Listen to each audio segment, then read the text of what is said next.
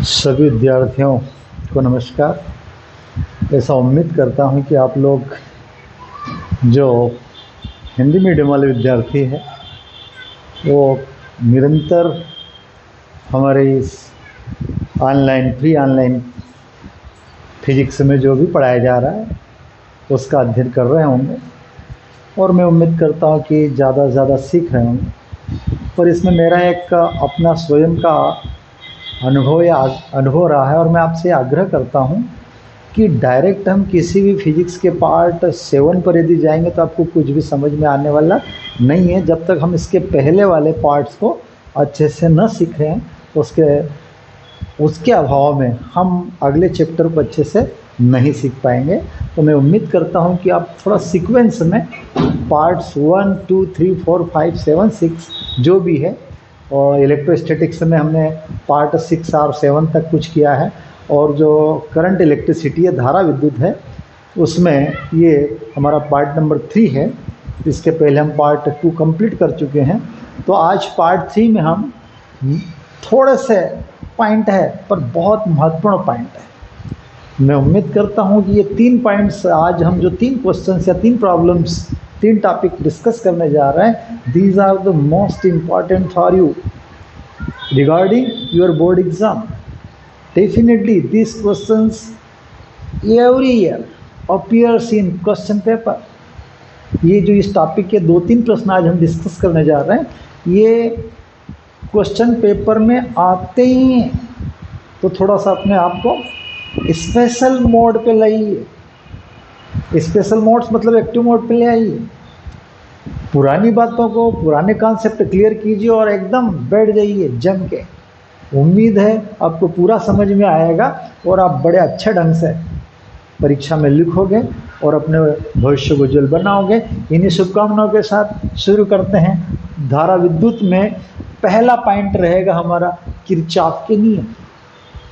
Kirchhoff के नियम विद्युत परिपथ के संबंध में किरचॉफ साहब ने 2 नियमों का प्रतिपादन किया था जिनकी हम विस्तार से व्याख्या करेंगे। दूसरा है व्हीटस्टोन सेतु का सिद्धांत और उस सिद्धांत या सूत्र का निगमन, जिसमें होता है 4 प्रतिरोधों का अनुपात इस प्रकार से आपस में बराबर होता है, P/Q = R/S। ये व्हीटस्टोन सेतु का सिद्धांत है। तीसरी बात करेंगे मीटर सेतु के द्वारा किसी चालक तार का प्रतिरोध ज्ञात करना। जब प्रतिरोध ज्ञात हो जाएगा तो हम विशिष्ट प्रतिरोध भी ज्ञात करेंगे। यहाँ पर आपको प्रतिरोध, विशिष्ट प्रतिरोध में हो सकता है डाउट हो। लास्ट चैप्टर में या लास्ट लेक्चर में मैंने डिस्कस करने का प्रयास किया था, परंतु समय के अभाव में हम उसको पूरा नहीं कर पाए। तो निश्चित है हम प्रतिरोध, विशिष्ट प्रतिरोध में भी थोड़ा सा हाईलाइट करेंगे। आइए चलते हैं पहले किरचॉफ के नियम, किरचॉफ्स लॉ।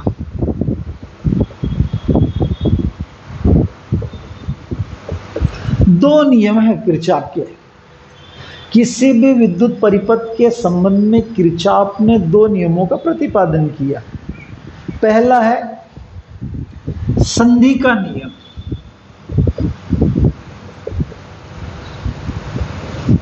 अर्थात विद्युत परिपथ की किसी संधि समझते ना, विद्युत परिपथ के वायर जॉइंट होते हैं, 2, 3, 4 वायर जॉइंट हो रहा है, किसी वायर से करंट आ रहा है ना किसी, और उसी संधि से दूसरे वायर के द्वारा करंट जा रहा है, जिसको अपन बोलते हैं संधि। तो पहला है संधि का नियम, जंक्शन लॉ। दूसरा है, हम कह सकते हैं ये संधि का नियम है ना, आवेशरक्षण का नियम है। करेंगे चर्चा पर।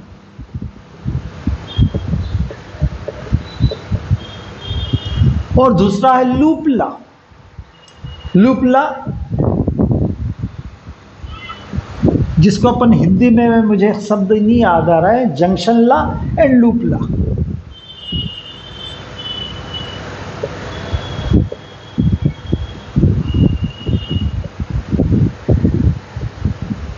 आ जाएगा। अभी तो आप देख लीजिए। पहला संधि का नियम। यदि विद्युत परिपथ की किसी संधि पर 4-5 प्रकार से धारा आ जा रही है, सपोज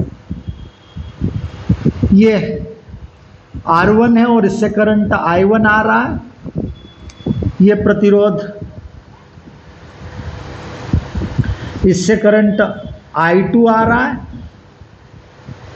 इससे करंट I3 जा रहा है,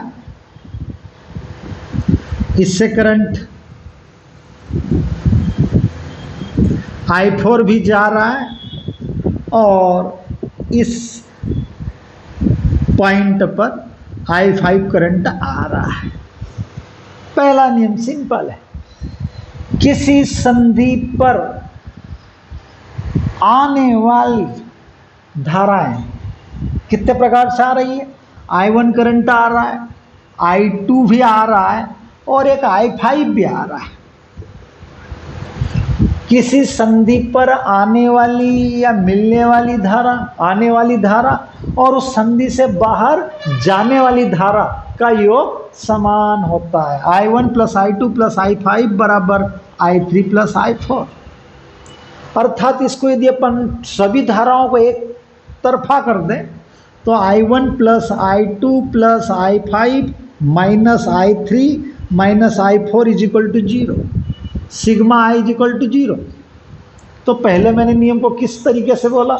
विद्युत परिपथ के किसी बिंदु पर या किसी संधि पर आने वाली समस्त धाराओं का बीजगणितीय योग संधि की ओर आने वाली धाराओं का योग संधि से जाने वाली धाराओं के योग के बराबर होता है। दूसरे शब्दों में कह सकते हैं, हम बीजगणितीय योग लेंगे तो सीधा बोल दो, किसी विद्युत परिपथ की किसी संधि पर मिलने वाली समस्त धाराओं का बीजगणितीय योग शून्य होता है। चूंकि हमने मिलने वाली समस्त धाराओं का कह दिया है, मिलने वाली से मतलब उसमें आने वाली भी आ गया और संधि से जाने वाली धारा आ गई है। यहाँ पर आने वाली को हम आवक मान लें, धनात्मक मान लें, जाने वाली को जावक मान लें, उसको ऋणात्मक मान लें, तो उचित चिन्ह के द्वारा यदि मिलने वाली धाराओं को जोड़ेंगे तो उसका बीजगणितीय योग शून्य होगा। और ये कोई बहुत बड़ी बात नहीं, हमको आराम से समझ में आ सकता है कि यदि किसी टैंक में 3 पाइपों से पानी डाला जा रहा है और उसी टैंक से 2 छेदों से पानी बाहर निकल रहा है और उस टैंक में पानी का लेवल यथावत बना हुआ है, तो सीधा प्रति सेकंड प्रति मिनट जितना टैंक में पानी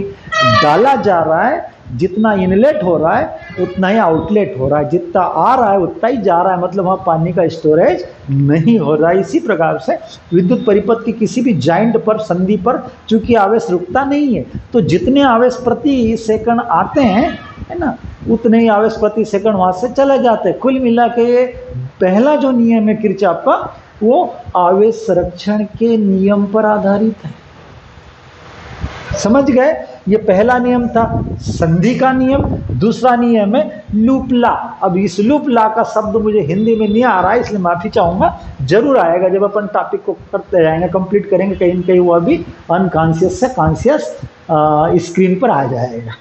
लूप लॉ, लूप लॉ अर्थात यहाँ पर हम दूसरे नियम की बात करें तो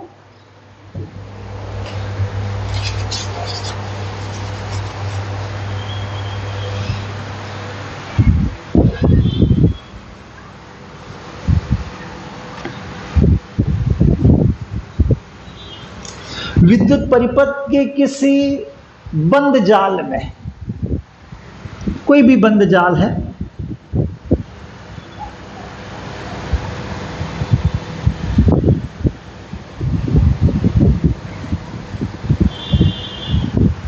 यस,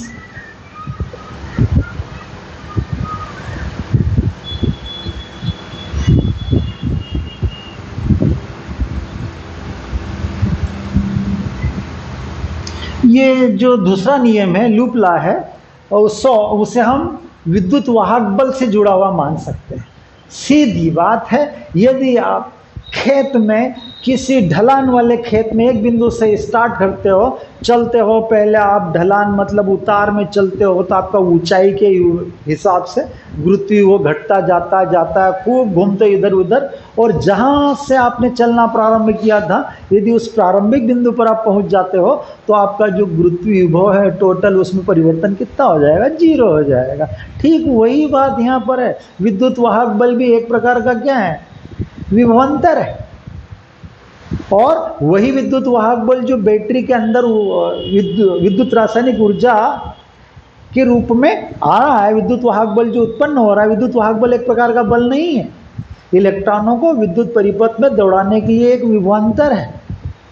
तो किसी सेल के किसी परिपथ में जुड़े सेल के समस्त विद्युत वाहक बलों का तथा उस परिपथ में प्रतिरोधों के सिरों पर उत्पन्न युगांतरों का कुल बीजगणितीय योग शून्य होता है बंद जाल में। जैसे कि इसको मैं कह सकता हूं, एक बार वो रिपीट कर दूं, विद्युत परिपथ के किसी बंद जाल में जुड़े समस्त सेलों के विद्युत वाहक बलों, साथ ही उसमें प्रतिरोधों के सिरों पर उत्पन्न युगांतरों का टोटल बीजगणितीय योग शून्य होगा। इसको दूसरे शब्दों से भी कह सकते हैं, एक तो सेल विद्युत वाहक बल को क्या करते हैं, पैदा करते हैं, और प्रतिरोधों के सिरों पर वो विद्युत वाहक बल क्या होता है, वितरित होता है। तो इसको दूसरे शब्दों से भी कह सकते हैं कि किसी परिपथ के बंद जाल में जुड़े सेलों के विद्युत वाहक बलों का बीजगणितीय योग उस परिपथ में प्रतिरोधों के सिरों पर उत्पन्न युगांतरों के बीजगणितीय योग के बराबर होगा। यहाँ बीजगणितीय योग का मतलब है हमें चिन्ह का ध्यान देना है, यदि डायरेक्शन सही है तो प्लस और अपोजिट है तो माइनस। तो इसको हम सिंपल तरीके से बोलना चाहिए। बच्चों को आजकल क्या चाहिए कि एक ऐसा स्टेटमेंट जिसमें किसी प्रकार की कोई त्रुटि नहीं हो। तो आओ हम केवल एक लाइन वाली परिभाषा कहें कि विद्युत परिपथ के किसी बंद जाल में जुड़े सेलों के विद्युत वाहक बलों तथा प्रतिरोधों के सिरों पर उत्पन्न युगांतरों का टोटल योग या बीजगणितीय योग क्या होता है, शून्य होता है। चलिए कैसे, यहाँ पर हम चर्चा करेंगे। एक सेल E1 है और यहाँ से करंट I1 जा रहा है, ये सेल E2 है और यहाँ से करंट I2 जा रहा है। चूंकि इधर से हम इधर आएंगे तो I1 प्लस I2 बराबर क्या हो जाएगा, I3 आ जाएगा। यह R1 प्रतिरोध है, यह प्रतिरोध R2 ओम है और यह प्रतिरोध R3 ओम है। चलिए हम यहाँ पर एक बंद जाल ले लेते हैं, ABCD और दूसरा EF। बंद जाल ABCD में आप बात करें, सिंपल अपनी भाषा में चलेंगे अपन। देखिए ये सेल का कौन सा है, ऋण इलेक्ट्रोड है, जो इसका विभव कम होता है। हम सेल के अंदर धन इलेक्ट्रोड पर जाएंगे तो विद्युत वाहक बल एक प्रकार का क्या है, युगांतर। तो ये सिरा बड़ा है विभव के मामले में और ये सिरा छोटा है, तो परिवर्तन कितना हुआ, अंतिम माइनस प्रारंभिक। अंतिम पॉइंट बड़ा है, प्रारंभिक छोटा है, तो धनात्मक आएगा। या विद्युत वाहक बल का मान कितना होगा, E1 पॉजिटिव। आगे बढ़े, चलते चले गए, विद्युत परिपथ में अपन किस में आ गए, अब यहाँ पर इसका विद्युत वाहक बल कितना, E2। तो इधर से विद्युत वाहक बल बढ़ेगा, पर हम इस दिशा में आ रहे हैं तो ये सेल का कौन सा सिरा है, ऋण सिरा है, कम विभव वाला है। ये सेल का धन सिरा है। हम किधर से किधर जा रहे हैं, ज्यादा से कम की ओर। तो स्वाभाविक है विभवांतर या विद्युत वाहक बल का मान क्या होगा, घटेगा। अंतिम छोटे मान में से बड़ा मान घटाओगे, ऋण आएगा, तो यहाँ क्या होगा, माइनस E2 हो गया काम, E1 माइनस E2। अब यहां पर ध्यान देना, धारा ऐसी बह रही है, हम ऐसे ले रहे हैं। यहाँ धारा I2, आपके खेत में पानी ऊपर ऊंचाई से नीचाई की ओर आ रहा है, और आप यदि उस जिधर से आ रहा है उधर की दिशा में जा रहा है, तो आप किधर जा रहे हो,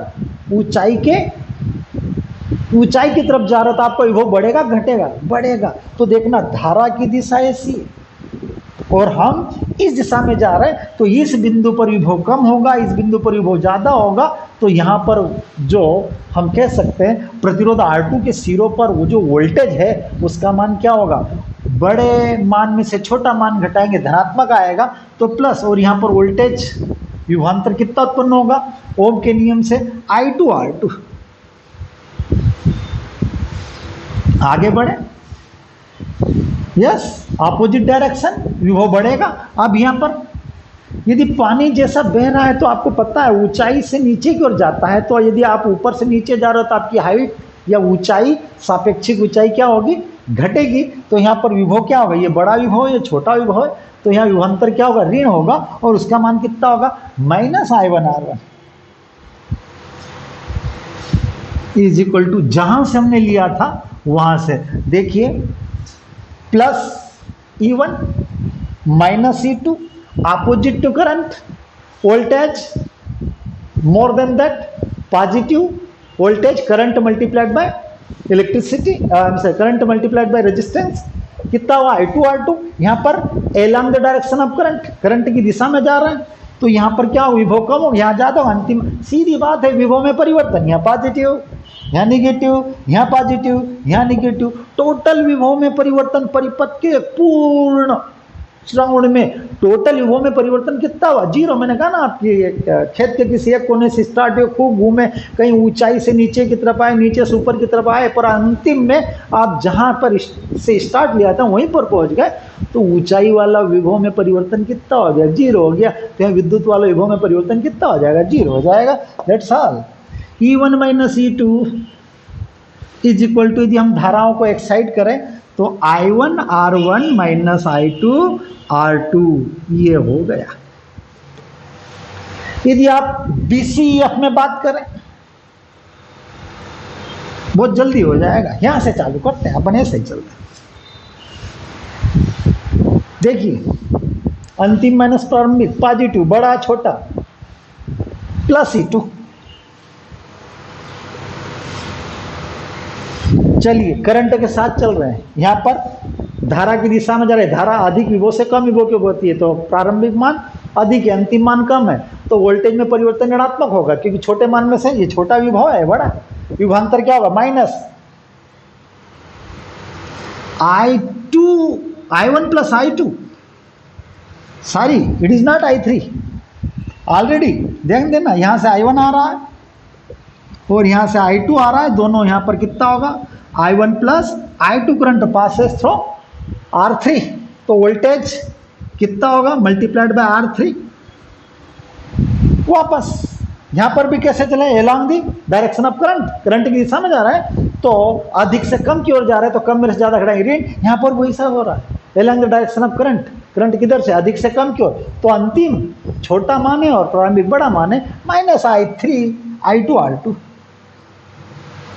इज इक्वल टू 0। तो कुल मिला के आपका हो गया E2 बराबर I1 plus I2 R3 plus I2 R2। कुल मिला के ये ऊर्जा संरक्षण का नियम है। बैटरियां ऊर्जा पैदा कर रही है, बैटरियां ऊर्जा पैदा कर रही है और यही ऊर्जा कहाँ पर, प्रतिरोधों के सिरों पर धारा को रोकने में, इस ऊर्जा प्रतिरोधों के द्वारा जो धारा को रोका जाता है तो उस धारा को बहाने में यही ऊर्जा या यही कार्य किया जाता है। तो कुल मिला के सेलों का विद्युत वाहक बल कहाँ पर विभवांतर के रूप में वितरित होता है, प्रतिरोधक के सिरों पर वितरित होता है, अर्थात सेलों का कुल विद्युत वाहक बलों, जुड़े सेलों के विद्युत वाहक बलों का बीजगणितीय योग प्रतिरोधों के सिरों पर उत्पन्न विभवांतरों के बीजगणितीय योग के बराबर होता है। दूसरे शब्दों में हम डायरेक्ट कह सकते हैं बंद जाल में जुड़े सेलों के विद्युत वाहक बल और प्रतिरोधों के सिरों पर उत्पन्न विभवांतरों का कुल योग एक पूरे चक्कर में क्या हो जाता है 0 हो जाता है। तो ये दो नियम थे किरचॉफ के, एक था हमारा कौन सा संधि का नियम जो कि आवेश संरक्षण के सिद्धांत पर आधारित है, और दूसरा है हम कह सकते हैं लूप लॉ। ये क्या है, ऊर्जा संरक्षण के सिद्धांत पर आधारित है।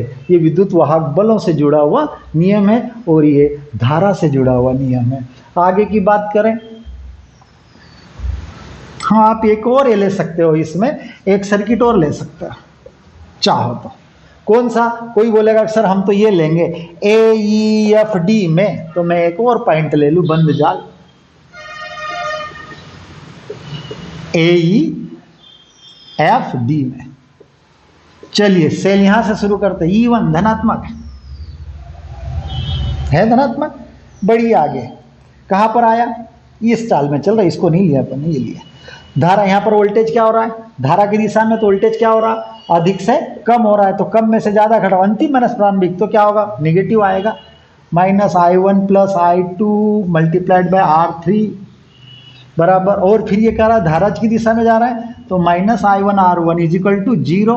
तो E1 is equal to I1 plus I2 multiplied by R3 plus I1 R1। ये हो गया, हमने तीनों के लिए देख लिया, ABCD लूप के लिए भी देख लिया, BFC लूप के लिए भी देख लिया, और कौन सी लूप AEFD लूप के लिए भी हम देख चुके हैं। इस प्रकार से किरचॉफ का नियम, दो नियम है, पहला आवेश संरक्षण के सिद्धांत पर आधारित है और दूसरा ऊर्जा संरक्षण के सिद्धांत पर आधारित है।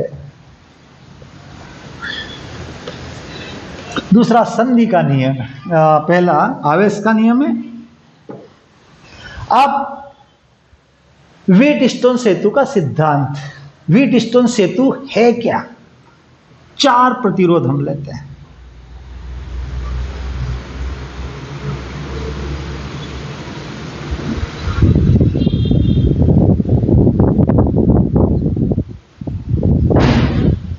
इन चारों प्रतिरोधों को हम इस प्रकार से चतुर्भुज की 4 भुजाओं बनाते हुए जोड़ते हैं। इस प्रतिरोध का आंकिक मान P ओम है, इसका Q है, इसका R है और इसका S। तो 4 प्रतिरोधों के द्वारा हमने एक चतुर्भुज को फॉर्म किया जिसका नाम हमने दे दिया ABCD। अब इस चतुर्भुज के एक विकर्ण में हम धारामापी जोड़ दें, G कह दें डायरेक्ट, धारामापी गैल्वेनोमीटर G, ठीक है, और एक कुंजी जोड़ दें। एक विकर्ण BD में हमने क्या जोड़ दिया? धारामापी, ताकि हम धारा को बैलेंस करने के लिए या विभव को बैलेंस करने के लिए इसका उपयोग करेंगे। दूसरे विकर्ण में AC में हमने एक सेल एक कुंजी के साथ जोड़ दिया। स्वाभाविक है, सेल ही से करंट ऐसा जाएगा। यहां पर आपको पता होगा किरचॉफ के नियम से ये आ रही है तो यहाँ 2 से जाएगा। इस प्रकार से हमने बोल दिया कि शायद ये I1 है, यहाँ I2 है, यहाँ I3 है और यहाँ I4 है। यहाँ से करंट ऐसा और ऐसा, कुछ आवेश इधर जाएंगे, कुछ आवेश इधर जाएंगे। यदि यहाँ प्रतिरोध कम होगा तो धारा ज़्यादा जाएगी और यहाँ प्रतिरोध ज़्यादा होगा तो धारा कम जाएगी। तो I1 I2। अब यहाँ पर B भाग से फिर B संधि पर या B पॉइंट पर फिर 2 वायर है, तो हो सकता है यदि प्रतिरोध यहाँ ज़्यादा और यहाँ कम है तो थोड़ा भाग इधर भी जाएगा और कुछ भाग इधर भी जाएगा। ठीक, इसको हमने I2 नाम दे दिया। अब यहाँ से I3 करंट आ रहा है और यहाँ से IG आ रहा है। What is current? IG। तो ये I3 और IG मिलकर I4 हो जाएगा और ये सब वापस घूम के पूरा करंट फाइनल I बन जाएगा। क्लियर?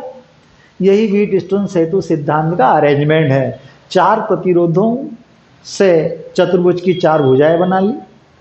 चतुर्भुज के एक विकर्ण BD में हमने धारामापी जोड़ दिया कुंजी के साथ, है ना। प्रतिरोधों के चतुर्भुज जो बनाया हुआ है उसके दूसरे विकर्ण AC में हमने क्या जोड़ दिया? एक सेल और एक कुंजी जोड़ दिए।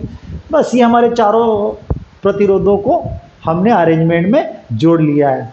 अब व्हीटस्टोन सेतु के सिद्धांत से क्या कहा जाए कि 4 प्रतिरोधों को हम इस प्रकार से समायोजित करें कि धारामापी में विक्षेप शून्य आ जाए, अर्थात करंट बहेगा। हो सकता है इधर करंट बहे और यहाँ ज़्यादा रोक लिया हो तो यहाँ लेवल क्या हो जाएगा? पोटेंशियल बड़ा हो जाएगा, यहाँ पोटेंशियल छोटा हो जाएगा।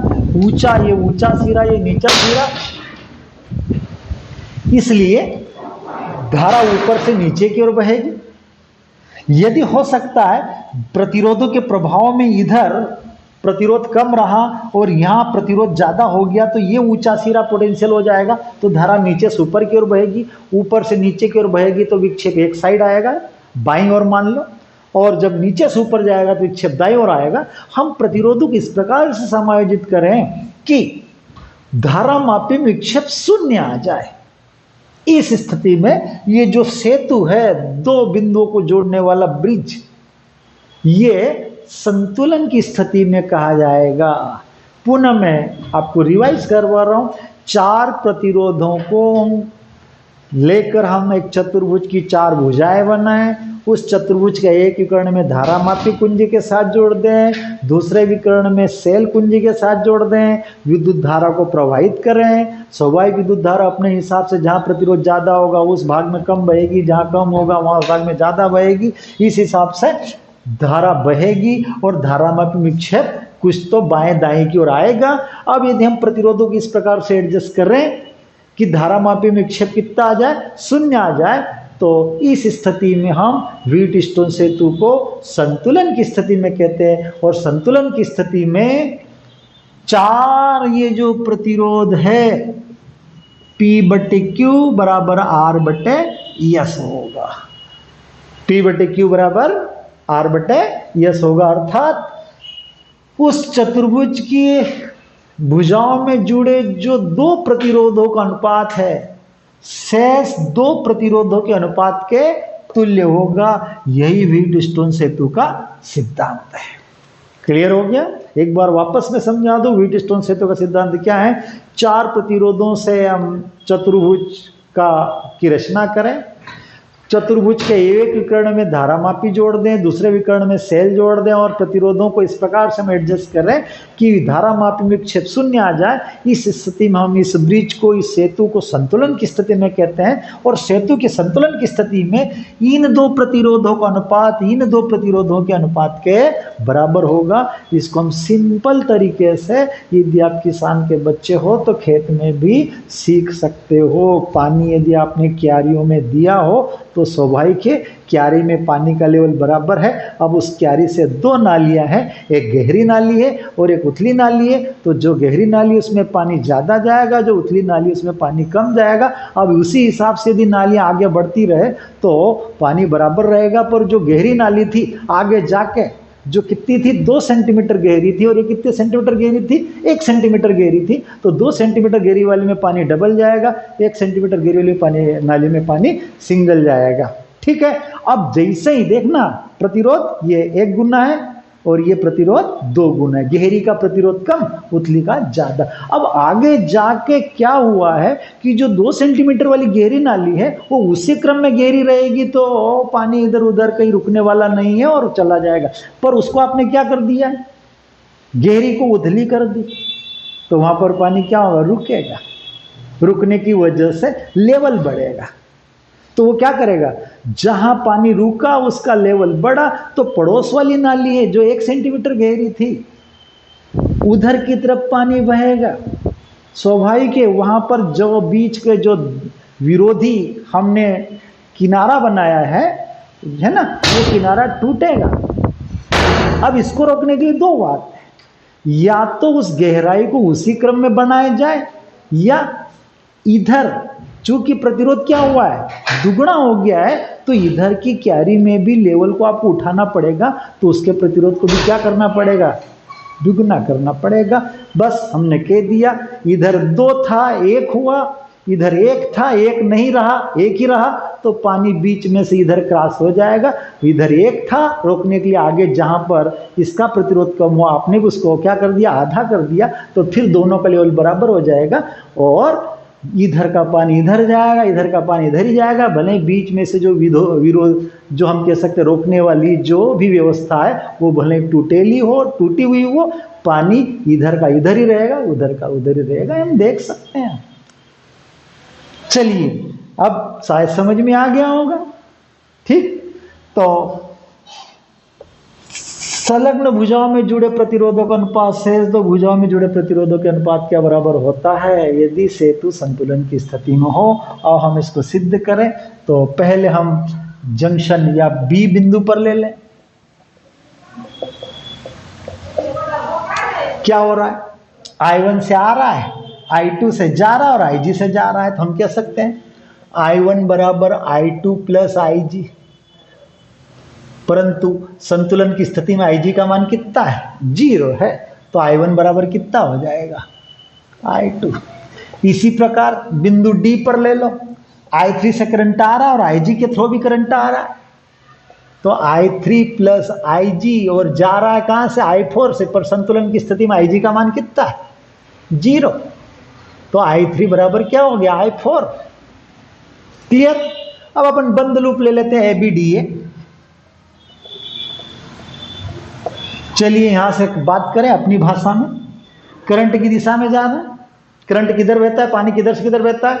ऊंचाई से नीचे भाग की ओर। तो यहां पर अधिक विभव है, यहां कम है, तो विभव में अंतर क्या होगा? अंतिम माइनस प्रारंभिक निगेटिव आएगा। माइनस वोल्टेज कितना हुआ? I1P। यदि हम मान लें कि इससे करंट नीचे जा रहा है, मान लीजिए करंट कितना जा रहा है? IG, और ये G क्या है? धारामापी की कुंडली का प्रतिरोध। तो यहां वोल्टेज में परिवर्तन कितना हो? करंट गुणित प्रतिरोध, IG गुणित G। और ये भी किधर जा रहा है? धारा की दिशा में, अधिक विभव से कम विभव की ओर। अंतिम विभव माइनस प्रारंभिक निगेटिव आएगा। सीधी बात है। इधर हम धारा की दिशा के विपरीत जा रहे हैं, तो ये छोटा विभव है, अधिक विभव है, अंत में इस प्रारंभिक घटाओगे विभव का मान धनात्मक आएगा, I3R positive is equal to 0। परंतु यहां करंट संतुलन की स्थिति में IG कितना है? 0। तो -I1P plus I3R is equal to 0। तो हम कह सकते हैं -I1P बराबर -I3R, माइनस से माइनस कैंसिल, I1P बराबर I3R। इसी प्रकार से कौन से जाल में ले लें अपन? इधर के BCDB में। चलिए, करंट की दिशा में जा रहा है, विभव घटेगा निगेटिव, कितना? करंट मल्टीप्लाई प्रतिरोध I2Q माइनस, करंट की विपरीत दिशा में करंट ऐसा आ रहा और हम ऐसे जा रहे हैं, तो विभव बढ़ेगा, प्लस I4S। और इधर करंट की विपरीत दिशा में प्रतिरोध बोल तो वोल्टेज बढ़ेगा, प्रतिरोध गुणित करंट पॉजिटिव, IG.G बराबर 0 पर IG का मान 0, तो I2Q plus I4S is equal to 0, minus I2Q बराबर I4S माइनस के, माइनस माइनस कैंसिल। यहां पर यदि अपन ये इक्वेशन 1 है और इक्वेशन 2 है, 1 में 2 का भाग दे दें तो I1P divided by I2Q is equal to I3R divided by I4S। चूंकि I1 और I2 आपस में क्या है? बराबर है, तो I1 को I2 लिख दो, I3 को I4 लिख दो, तो इक्वल मैग्नीट्यूड होने से कैंसिल हो जाएंगे, P by Q is equal to R by S. यही व्हीटस्टोन सेतु का सिद्धांत है। 4 प्रतिरोधों को चतुर्भुज की 4 भुजाओं के रूप में जोड़ा जाए, एक विकर्ण में धारामापी जोड़ दें, दूसरे विकर्ण में सेल जोड़ दें, प्रतिरोधों को हम इस प्रकार समायोजित करें कि धारामापी विक्षेप 0 आ जाए, तो सेतु को हम संतुलन की स्थिति में कहते हैं। ये अरेंजमेंट हुआ है, सिद्धांत तब बोलने वाला हूँ। व्हीटस्टोन सेतु का सिद्धांत क्या है? सेतु के संतुलन की स्थिति में किन्हीं 2 भुजाओं में जुड़े प्रतिरोधों का अनुपात शेष 2 भुजाओं में जुड़े प्रतिरोधों के अनुपात के बराबर होता है। इस सिद्धांत का उपयोग अपन मीटर सेतु एक उपकरण है जिसके द्वारा हम तार का प्रतिरोध निकाल सकते हैं, और यदि तार का प्रतिरोध पता हो जाए तो उसका विशिष्ट प्रतिरोध भी हम निकाल सकते हैं।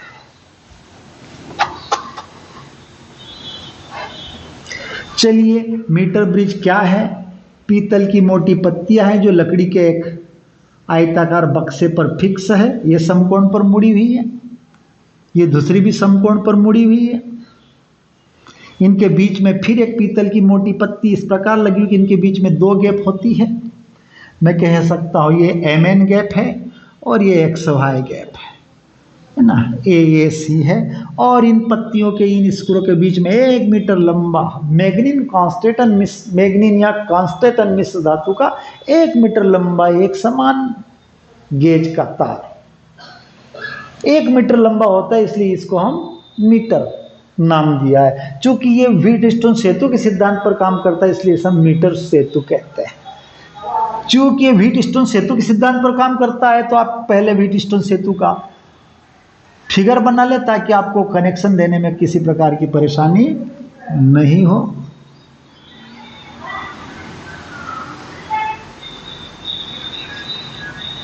ये धारा मापी है ABCD। चलो, AB के बीच में अपन ने क्या लिया? P, तो इसको अपन A नाम दे दें। यहां पर B बिंदु ले लूं मैं, AB। ये जो प्रतिरोध होगा P होगा। आप कहोगे सर LX क्यों लिखा? हम समझाएंगे उसको। चूंकि ये LX है, 100 सेंटीमीटर है। यदि इधर X दूरी है संतुलन बिंदु पर, इधर कितनी होगी? 100 माइनस X। तो इधर का प्रतिरोध कितना होगा? Q इज इक्वल टू, है ना, P is equal to rho X कर दो या LX कर दो, रो X कर दो, और Q is equal to rho 100 minus X कर दो। ठीक है, ये P प्रतिरोध हो गया, ये Q हो गया, ये R होगा। यहां R के लिए हम रेजिस्टेंस बॉक्स जोड़ दें गैप MN में, और इस गैप XY में हम एक वायर जोड़ दें जिसका हमें प्रतिरोध ज्ञात करना है। बस ये हमें R प्रोवाइड करेगा और ये हमें S पता हो जाएगा। देखना A B, इसको C बोल दो, इसको D बोल दो। आपको पता है D और B के बीच में क्या जोड़ना है? धारा मापी। और ये धारा मापी ये जो कि J कनेक्शन देंगे। ठीक है, G आ गया। B D P, it is P। जो इतना प्रतिरोध है ये P की बात करेगा। लाइट चालू करो। AB के बीच का प्रतिरोध P होगा, BC के बीच का प्रतिरोध Q होगा। रेजिस्टेंस बॉक्स से हमें प्रतिरोध R पता हो जाएगा। और जब 3 प्रतिरोध पता हो जाएंगे तो देखिए यहां पर मैंने सेल अभी नहीं जोड़ा। अब यदि आप इसको नहीं देखोगे तो शायद इतना अधूरा चित्र हो जाएगा, इसलिए अब AC के बीच में मैं सेल कुंजी के द्वारा जोड़ दूं। बस मीटर सेतु का चित्र तैयार है। सिद्धांत ये है और सिद्धांत का अनुप्रयोग ये है।